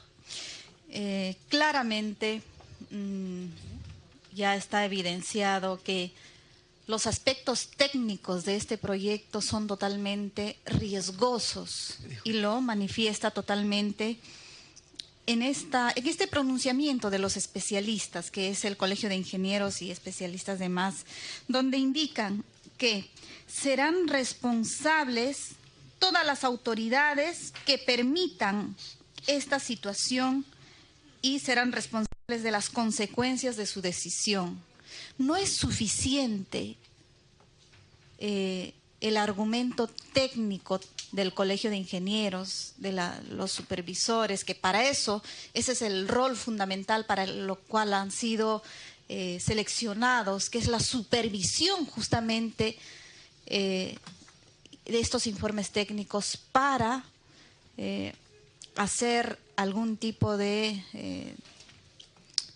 pedido a OCITRAN o a quien corresponda para corregir de manera urgente esta situación, al margen de que lo sustancial de esta comisión es la investigación sobre la transparencia en el cual se han llevado a cabo este proceso de licitación y si la firma supervisora tiene alcance en su trabajo de supervisión hacia el proceso de licitación, donde de acuerdo a la Contraloría se ha llevado a cabo, de acuerdo al proceso del checklist, que lógicamente no corresponde ese proceso para proyectos singulares, más bien el checklist es para bienes o servicios comunes. Entonces, quiero preguntarle, le pregunto al representante del consorcio supervisor, de acuerdo a su opinión, ¿hay responsabilidad, hay injerencia política, hay alguna acción no transparente desde el proceso de licitación, en el origen de la licitación que es desde Proinversión? Muchas gracias. Señora Diopoma, para que se sirva responder, por favor. Sí, señor presidente. Bueno, debo decir que nosotros empezamos en esta etapa recién en abril, digamos, del 2015. Por lo tanto, sinceramente, mis conocimientos de la licitación de la concesión son muy escasos, son no más que los que uno puede ver del periódico. Entonces, yo no sé desde ahí qué cosas se hubiera podido hacer, lo que sea, pero respecto a esa opinión técnica que usted manifiesta y creo que se refiere específicamente a la del Colegio de Ingenieros, que cuidado, no es solo el Colegio de Ingenieros, si uno ve en detalle ese comunicado, es del Consejo Nacional, donde están todos los consejos departamentales de todo el país. Y ese Consejo Nacional unánimemente ha dado ese comunicado. No es solamente el decano, etcétera, no, es todo. Es como decir el Congreso de la República, en su equivalente, ¿no? El equivalente al Congreso en esa institución, Colegio de Ingenieros, es el Consejo Nacional. Entonces, lo que sí me sorprende es que ese comunicado es de fecha 29 de mayo. Y cómo efectivamente, en base a esa razonabilidad técnica concluyente que hay allí, y la que hubo hace 2 meses, 2 meses antes todavía, el 16 de mayo, del Comité Técnico de la Norma Peruana Sismo Resistente, con personajes eminentes, ¿cómo es posible que en base a eso nomás no se decidiera, rendirse ante la evidencia técnica y dejar en su nivel, o sea, en un segundo o tercer nivel, lo que es el asunto ya contractual, económico, si tiene obligación, si no tiene obligación? Yo creo que ahí ha faltado visión de experiencia de manejo de grandes proyectos, porque yo he estado en proyectos en el Estado también, en lo privado, y cuando uno tiene un problema de este tipo, llega un momento en el cual uno dice, bueno, lo técnico es lo fundamental. Arreglamos luego los asuntos contractuales, legales, económicos, ese es totalmente secundario. Ya se sabrá cómo arreglarlo, pero no puedo sacrificar lo técnico ni la vida de las personas pensando que el concesionario no tiene obligación. ¿Qué importa? Finalmente ya, aunque estés convencido que no tiene obligación contractual, ya pues entonces o se la das con una adenda, si tú estás convencido que tiene derecho a ello, o si no estás convencido, lo llevas a un arbitraje. O al revés. Entonces, yo no entiendo por qué esto no se ha solucionado antes, que en ese aspecto es muy fácil de solucionar y hay innumerables casos de proyectos grandes donde así se solucionan las cosas. Pero en este caso ha habido como un choque de orgullos, de no sé qué, de mantener posiciones de una manera inexorable y contra toda lógica, ¿no? Y entonces no le han hecho caso al Consejo Nacional del Colegio de Ingenieros, no le han hecho caso al Comité Técnico de la norma sismo resistente, que es pues la autoridad realmente en esto, no la de un funcionario, porque hubo un funcionario que firmó un oficio diciendo el pronunciamiento del ministerio es que es 1.3. Dios mío, pero es un funcionario contra toda una realidad técnica. Y además, ustedes tienen el documento allí, yo se los he pasado. Si ustedes ven ese oficio de ese funcionario, pocas veces he visto yo oficios que vienen del Estado que no tengan sellos laterales. Normalmente tienen que tener pues el sello de la oficina técnica que le recomienda eso, de la oficina legal que le dice que está bien con la norma. No, tiene por lo menos 3, 4 sellos de aquellos que le han ayudado a dar finalmente ese pronunciamiento. No, por sí y ante sí este funcionario firma diciendo es 1.3, punto. Y uno no ve lateralmente ningún sello. Eso ya sorprende, ¿no? Por decirlo menos. Presidente, para reiterarle la pregunta, ¿ustedes tienen alcance, de acuerdo a sus obligaciones, para revisar los aspectos de la licitación? No. ¿O no? ¿Solamente la ejecución? Solo la ejecución. Sí. Sí, Okay, congresista, eso solo quería la preguntar. Sí, solo ejecución nada más. Sí. Ok. Gracias, congresista. Señora Yaipoma, quisiera hacerle algunas preguntas. Bueno, empezando por un breve comentario. Me parece que no tiene mucho sentido invertir más de $100 millones en contratar a una empresa de prestigio para la supervisión para luego no hacerle caso a sus recomendaciones. Eso probablemente ahí hay un tema que habría que corregir nosotros desde el Congreso, modificando esos vacíos que hay en la norma. Obviamente las recomendaciones tienen que ser vinculantes, sino para qué tenemos a un supervisor. Por otro lado, ¿quién tuvo a cargo la supervisión de esa primera etapa del proyecto, de la ejecución del proyecto, durante el tiempo que aún no asumían ustedes, que me dicen que ha sido prácticamente un año después de iniciarse la ejecución? Me gustaría que me vaya respondiendo para poder repreguntar. ¿Quién tuvo a cargo esa supervisión? Esa supervisión estuvo a cargo de Ocitlán directamente. O sea, de los principales defensores del concesionario estuvo a cargo la supervisión. Durante esa etapa del primer año, ¿Ocitlán aceptó algún tipo de modificación a la propuesta técnica original por parte del concesionario? ¿Se hicieron algunas modificaciones en los EDIs? ¿Se aprobó algún EDI? Sí se aprobaron algunos EDIs, pero sobre todo del material rodante, ¿no? Básicamente, no de tipo de diseño. Debo decir que también ahí participó la ATE en su momento como órgano técnico especialista del Ministerio de Transportes, el concedente. No podría yo decir que en ese año ha habido aprobaciones de EDIs que se puedan poner importantes. No, en esa época se dieron los pagos de los adelantos, pagos para $150 millones para el material rodante, para los seguros, etcétera. Fue una labor principalmente administrativa. Y los pozos de ventilación, es cierto, porque también hay, así como hay 42 estaciones, hay casi un equivalente igual de los pozos de ventilación, que eso sí, eso lo estuvo revisando y aprobando algunos de ellos, Ocitlán, pero no nada que comentar sobre nada eso. de mayor impacto, digamos. No. Otra pregunta. Se habla mucho de la reducción, obviamente, producto de la amplificación, ¿no? del tema técnico sísmico a 1.5 y la reducción del muro de concreto de 1 metro a 80 centímetros. Pero claro, usted es el especialista, pero uno podría decir, bueno, reducen espesor, pero aumentan la resistencia del concreto de repente. Hay una especie de compensación, porque una cosa es un concreto, puede 210, otra cosa con aditivos puede llegar hasta 500 kilos por centímetro cuadrados, o más quizá. ¿Hay algo de eso o simplemente era la misma resistencia, simplemente menor espesor? Sí, la misma resistencia, menor espesor y menor acero. Donde sí se estuvo discutiendo la posibilidad de aumentar la resistencia era en las losas. Las losas de fondo, ¿no? En algún momento se ha aumentado incluso porque ahí se redujo la losa de fondo. Y ¿Santa Anita, creo? Sí, Santa Anita y en Santa Anita, efectivamente, de 60 centímetros a 20 centímetros, a 25 centímetros. Entonces, esa se estuvo viendo que, bueno, en contraprestación a ello, ponerle mayor capacidad, ¿no? Kilogramos por centímetro cúbico. Y se veía que podía haber un equivalente. Otro tema que quisiera que me aclare es, usted ha afirmado que respecto al túnel no hay problema de diseño. Sin embargo, sí en las estaciones. Digamos, las características sísmicas no tienen que ser las mismas tanto para el túnel como para las estaciones.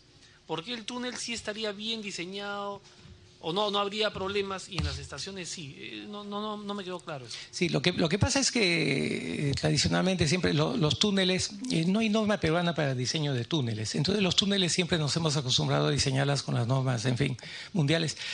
Y también, valgan verdades, el túnel, por su misma forma, digamos, circular, ¿no? Grosso modo, en el túnel, el elemento crítico de diseño de túneles en general no suele ser el tema sísmico, ¿no? Sino el peligro de que todo se hunda y ese diseño estructural llega a ser tan fuerte que, digamos, el sismo pasa a un sentido un poco secundario, ¿no? Más o menos así. Pero si me permite, el ingeniero Cáceres es el especialista en túneles, si él pudiera comentar. Si tienen a bien los miembros de la comisión, sí, podría pasar, por favor, para que nos explicara ese tema.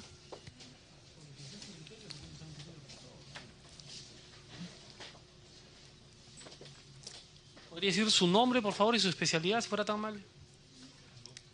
El botón. El del centro, el grande. Ese.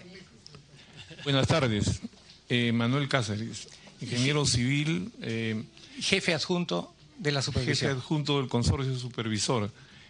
Bueno, en el tema de túneles, precisamente como estaba explicando el ingeniero Ayaipoma, la sección misma, que es casi semicircular en el lado del NATM y circular totalmente en la zona donde va a ser construida usando las tuneladoras, ayuda para una resistencia adecuada para los momentos que son producidos ya sea por sismo o por peso propio, porque son esfuerzos más que nada de compresión y muy bajos de tracción, a diferencia del caso de estaciones, ¿no? Para los muros, columnas, losas, etcétera.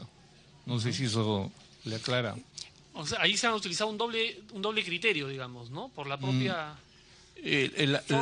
Las fuerzas y momentos que se presentan en esta sección circular son, digamos, menores, ¿no? Y no no producen una situación crítica para el diseño, mayormente es absorbido básicamente por el concreto. ¿Y eso estaba considerado así en la propuesta técnica inicial? Sí, sí. Perdón, sí, ¿me permite? por favor. Pero no se olviden que, tal como anotamos aquí, ellos quisieron degradar también el túnel, evitando poner revestimiento de concreto. Y digamos, reemplazándolo por concreto rociado, shotcrete.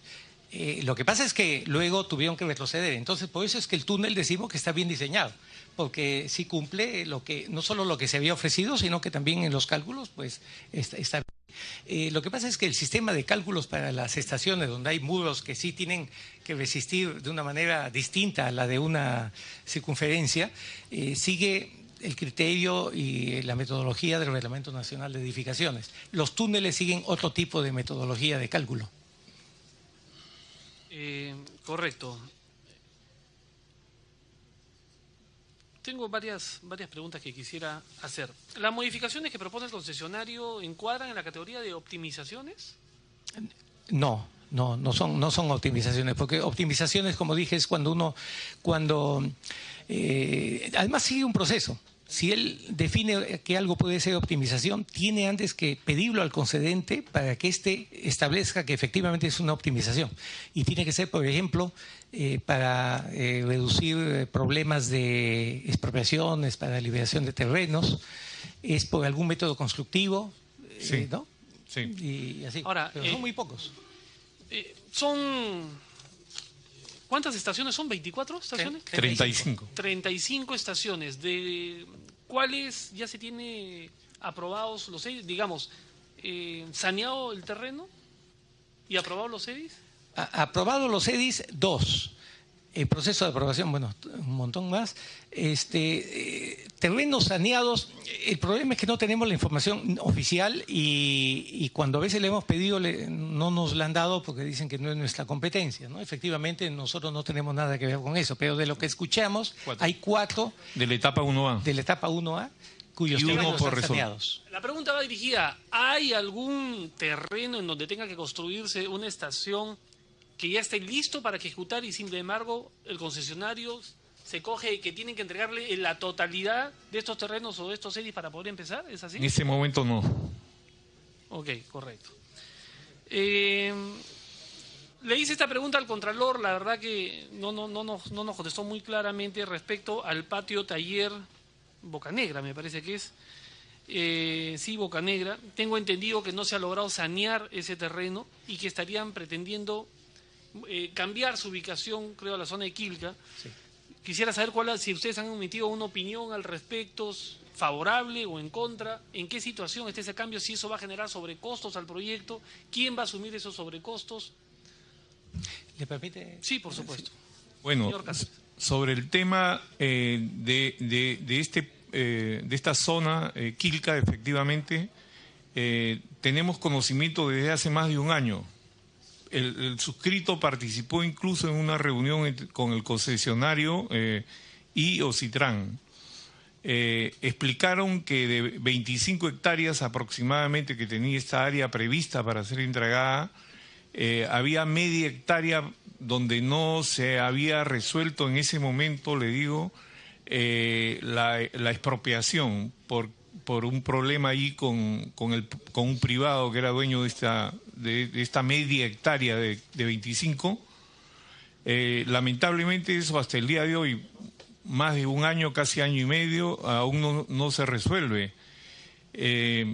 Por ejemplo, ahí hubo una sugerencia mía de por qué no se excluía esta media hectárea, que era difícil de resolverse, y con las 24.5 hectáreas restantes se le entregara el terreno al concesionario para que él se adecuara a esa área disponible. En esa reunión el concesionario se negó rotundamente esa alternativa o posibilidad lógica. No sé por qué razón, no hay ninguna razón lógica para esa oposición. No hemos tenido después de eso intervención porque no ha habido ningún pedido expreso a nosotros para que opinemos, para que intervengamos. Es decir, tenemos las tuneladoras aquí, tengo entendido que ya creo que una está...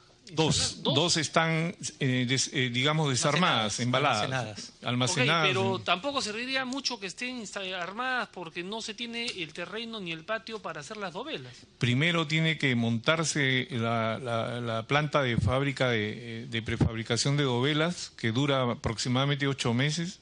Luego tienen que comenzar a fabricar un número determinado para que abastezca oportunamente a las 2 tuneladoras. Porque una vez que empiezan a excavar, tienen que inmediatamente irse colocando las dovelas de concreto como revestimiento. ¿Y esto es responsabilidad, netamente del Ministerio de Transportes, del CONCENTE? Sí, en la entrega de terreno liberado, sí. Sí. Correcto. Del cronograma... Pero, sí, me permite, por también no hay que olvidarnos que también no se puede comenzar a construir el túnel con las TBM si no están las estaciones. Porque, primero porque por una de ellas... digamos, por 2 de ellas tienen que bajar las 2 tuneladoras y armarlas ahí, etcétera. Sí. Se necesitan esas 2 y esas 2 ni siquiera se han empezado a construir, ni siquiera tienen EDI aprobado.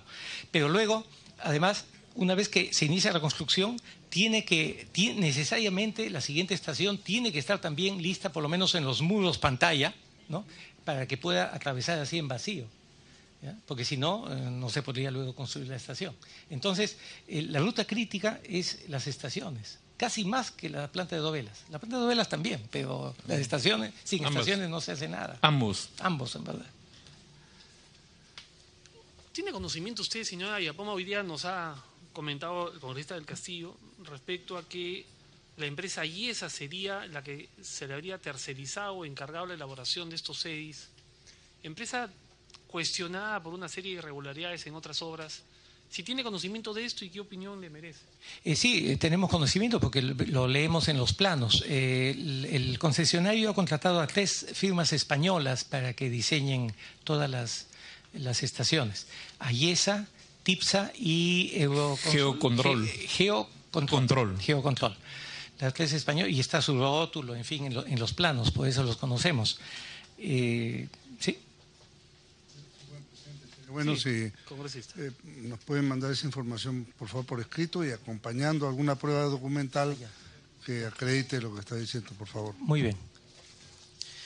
Bueno, usted mencionó que tenía un arbitraje en marcha. ¿Con quién es el arbitraje? ¿Sobre qué tema es el arbitraje? Sí, el arbitraje es con Ocitran y lo iniciamos cuando ellos nos dieron la orden a fines del 2015, que teníamos que retirar a todo personal clave, entiéndase, chinos y coreanos, que no hablen directamente el idioma español. Entonces, en ese momento sentimos que lo que estaba en camino era una resolución de contrato o algo así, porque es imposible, realmente es materialmente imposible poder cambiar 22 especialistas, sobre todo de tan alto nivel como las bases habían pedido, de tanta experiencia solo válida en los últimos 15 años y además que no hayan tenido ninguna vinculación comercial con las empresas concesionarias a quienes se les iba digamos, a tratar, a supervisar. Entonces dijimos, no, aquí solo queda ir a un arbitraje y ahí iniciamos el arbitraje, donde este es el meollo principal, el punto principal. El siguiente fue porque también lo expulsaron al jefe adjunto de la supervisión, simplemente porque en las reuniones él manifestaba esto, ¿no? Y ellos nos habían prohibido hablar de la propuesta técnica. Decían que solo nuestra función era solamente técnica y por lo tanto solo podíamos contradecir, digamos, los EDIs dando explicaciones con fórmulas matemáticas, con ingeniería, con qué normas se está incumpliendo, pero no simplemente diciendo incumple la propuesta técnica aquí, porque ellos decían incluso un poco irónicamente, para eso mejor contratábamos a un abogado. Pero hemos contratado a ingenieros especialistas con mucha tecnología. Entonces, como obviamente el personal peruano experimentado en estas lides, como el ingeniero Cáceres, planteaba que obviamente hay que revisarlo técnicamente, pero un punto básico de partida es cumple o no cumple la propuesta técnica. Si no está cumpliendo el mínimo de la propuesta técnica, ni siquiera perder el tiempo revisándolo como ingeniería, porque la trampa a veces es intentar demostrar por el lado de la ingeniería, cosa que a veces es discutible, puede llevar mucho tiempo, sobre todo en temas sísmicos, donde hay tantos modelos, los modelos intentan predecir el sismo, intentan predecir muchas cosas. Podría por ahí surgir pues alguna teoría novedosa que demuestre que sí, pues 80 centímetros funciona, y en ese momento llevarnos por ese cauce a tener que decir, bueno, pues técnicamente funciona, tenemos que aceptarlo, cuando estaba violando un principio más importante, que era el ofrecimiento de un método que tenía vinculación con el precio. Entonces, al insistir tanto la parte peruana en esto, sobre todo, porque estábamos muy en conocimiento de estas cosas, es que lo expulsan al ingeniero Cáceres. Y la segunda petición del arbitraje es dejar sin efecto esa expulsión. Perdone, disculpe, me permite, además, pretendían manipular las actas de reunión, cambiando incluso lo acordado, porque uno sabe que en una reunión donde intervienen varios actores hay opiniones importantes que se resumen en un acta y después cambiaban o pretendían retirar nuestras opiniones técnicas de manera de favorecer evidentemente al concesionario, por ejemplo. Y como yo me opuse en 2 oportunidades, bueno, era uno de los temas, ¿no? Que se dice que faltaba el respeto, yo, por esa razón. Muy grave lo que usted nos comenta, señor Cáceres. ¿Ha habido alguna pretensión por parte del concesionario, ya para terminar, de querer cobrar gastos generales por la demora en el tiempo del saneamiento de los terrenos? ¿Cuánto sería este monto? Sí, hemos escuchado, porque no nos han hecho participar de ello, no está tanto en nuestras funciones, esa es ya la relación concesionario-concedente, pero sí hemos tenido información que hay un pedido desde el 2 de junio de aproximadamente 260 y tantos millones de dólares, contabilizados hasta marzo del presente año, por los atrasos del concedente en la entrega de los terrenos.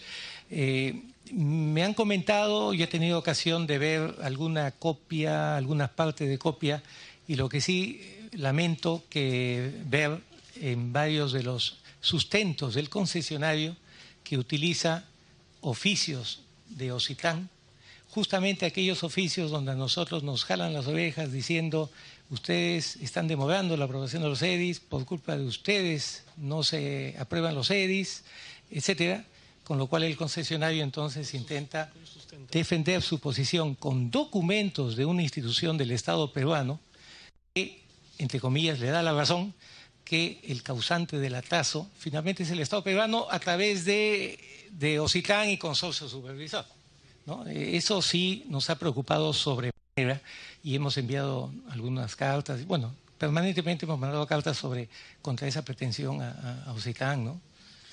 Pero cuando una empresa, por lo menos en obra pública, solicita algún tipo de adicional por gastos generales o por cualquier otro andile, tiene que ir con informe favorable del supervisor. ¿En este caso no es así?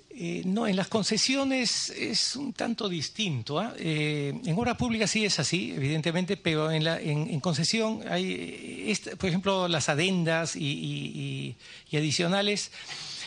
Es normal que en algún momento nos lo hagan llegar para efectos que por lo menos podamos opinar respecto a los montos, ¿no? Del cálculo del gasto general, etcétera, etcétera. Eso es lo normal, ¿no?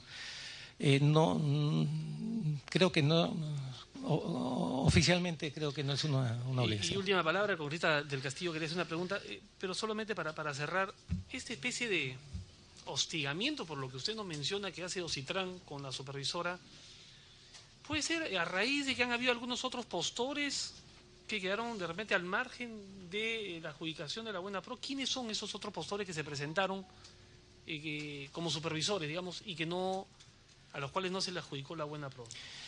Hubo un postor, no recuerdo su nombre, bueno, en un consorcio, sí, pero que fue eliminado muy rápidamente porque no cumplía con las mínimas calificaciones técnicas, pero no podría yo saber cuál es la razón, sinceramente no. Muchas gracias. Congresista Jorge del Castillo, para que haga la pregunta. Claro, quería, si me puede informar si aparte de estos hostigamientos que ya nos ha comentado, hay otros. Ejemplo, retraso en el pago de ustedes, algún otro tipo de presiones, coacciones políticas. ¿Ha pasado eso antes, durante o ahora? Bueno, podría mencionar dos. Más o menos hacia mayo, cuando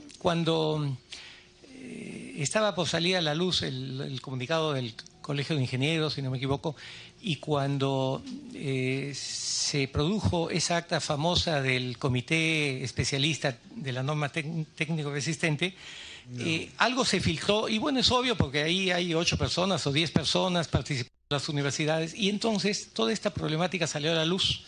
Y hubieron 1 o 2 programas de televisión que trataron esto, lo entrevistaron al doctor ingeniero Luis Piqué del Pozo, etcétera. Y entonces ellos nos mandaron cartas muy duras, los de Ocitrán, diciéndonos que habíamos violado la cláusula de Ocitrán, diciendo que habíamos violado la cláusula de confidencialidad al filtrar documentos del proyecto al periodismo. Nosotros tenemos una cláusula muy severa de confidencialidad por la cual no podemos dar declaraciones, no podemos entregar ningún documento. Incluso nos prohibieron entregar documentos a esta comisión antes que fuera comisión investigadora. ¿Quién le prohibió eso? ¿Por escrito, verbalmente? Sí, por escrito. ¿Por escrito? Sí, yo se los comuniqué. Por favor, acompáñenos el documento. Sí.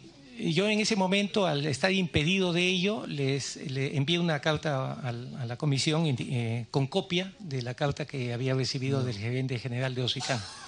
Entonces, ¿Está acá, de acuerdo? Sí, pero puedo volver a enviarla también, sí, cómo no. Y bueno, ese es un primer hostigamiento, si se quiere, y hubo espérese unos segundos, se me olvidó. El tema económico también. El tema económico, sí. Realmente comenzaban a interpretar el contrato por el lado más difícil, entonces nos refinanciamos bastante. Es verdad, debo reconocer, eso sí, que el contrato por sí mismo es un contrato terrible desde el punto de vista económico-financiero, como nunca he visto. No sé por qué, no entiendo por qué. Por contarle algo muy simple, el adelanto que da este contrato es de tan solo 3% del monto de nuestro contrato. Nunca he visto una cifra tan baja, siempre ha sido 20%, tal vez 15%, pero en este caso 3%. Pero eso no es lo peor. Lo peor es que con la obligación de devolverlo en el primer año.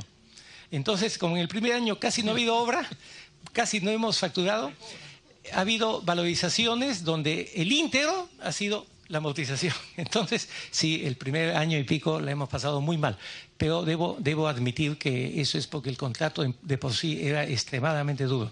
No entiendo por qué tenía que ser tan duro, por qué tienen que ser los contratos tan duros con quienes representan al... Lo firmaron pero así. lo firmamos, así Ahora, es. Lo firmamos. Última pregunta. Vamos a suponer que ellos se quedan intransigentes en el tema, no quieren aceptar y sigue este asunto. ¿Qué solución puede haber? En un momento tienen que arreglarse las cosas, ¿no es cierto? ¿Qué método?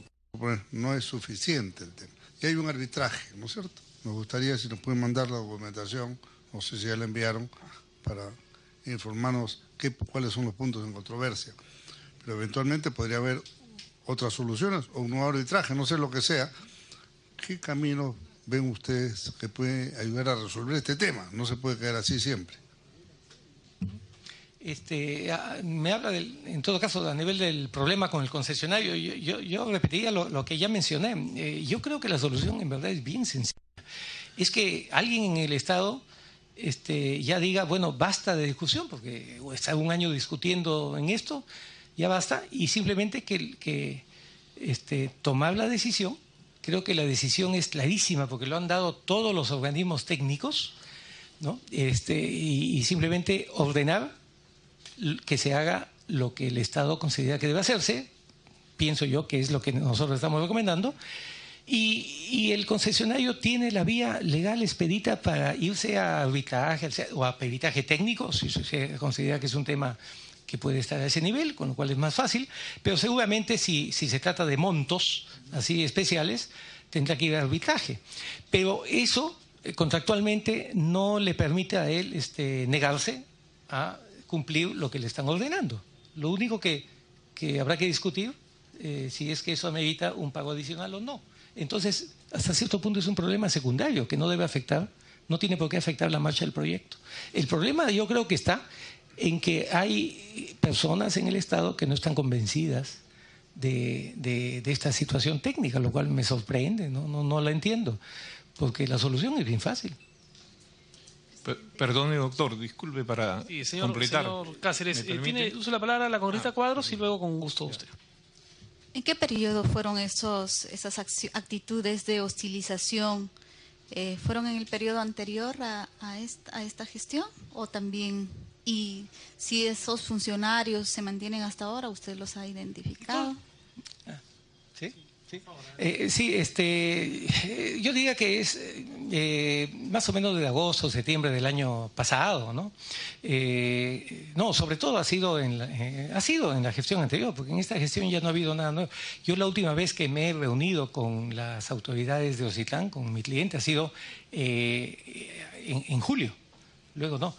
Y la anterior fue, creo que en marzo, o sea, las relaciones andan tan mal que prácticamente no nos reunimos a nivel de representantes legales y ejecutivos. Entonces, pero ¿cuándo empieza? Es bien sencillo, empieza cuando en noviembre se dan cuenta que no estamos dispuestos a aceptar que se disminuya lo ofrecido en la propuesta técnica. Y puedo yo entender, recuerdo mucho una discusión también que hubo en Ocitlán cuando explicablemente se criticaba mucho al concedente, a la ATA, al ministerio, de por qué no celebraban la entrega de los terrenos, lo cual obviamente era un imperativo y era un deseo de todos. Pero en medio de todo ello recuerdo que yo personalmente comenté ahí a la parte más, a las instancias más ejecutivas de Ocitlán, les dije, sí, eso es verdad y hay que presionar mucho, pero por si acaso hay que tener en cuenta lo siguiente, porque ya habíamos tenido un primer documento de ampliación, pedido de ampliación de plazo y adicionales, ampliación de plazo. Y le dije, cuidado que en esto hay otro ángulo que hay que ver, que es que afortunadamente para el Estado, el concesionario está también con un atraso de una obligación muy seria contractual. Y les puse el ejemplo porque al principio no me entendían. Les dije, sí, porque si mañana ya están libres los terrenos, pasado mañana no pueden comenzar a construir. Por lo tanto, su derecho a ampliación de plazo no es automático. Eso un juez, un árbitro lo va a tener que evaluar de esa manera. Por lo tanto, ellos tienen ahí un pecado, un problema serio.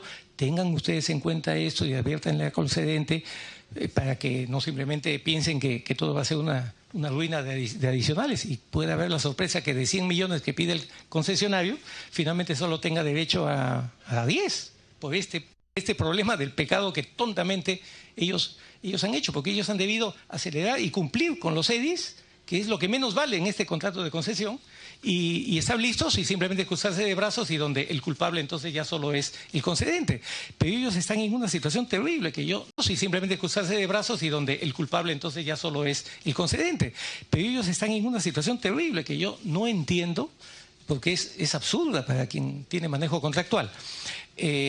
Pero además yo le dije, y yo les manifiesto esto porque me siento, y la supervisión se siente que debe proteger los legítimos intereses del Estado.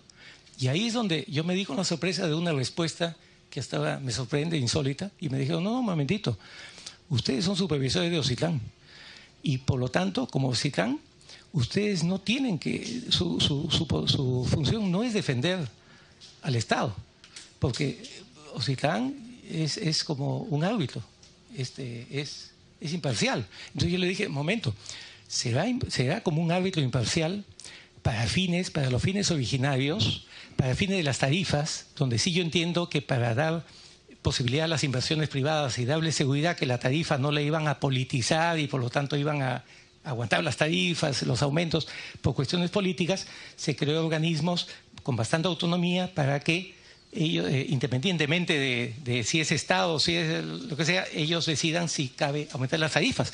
Pero no puede ser que para la supervisión de las inversiones ustedes no estén defendiendo los intereses del Estado, porque los legítimos intereses, porque si no significa eso que el Estado en esta obra está sin supervisión.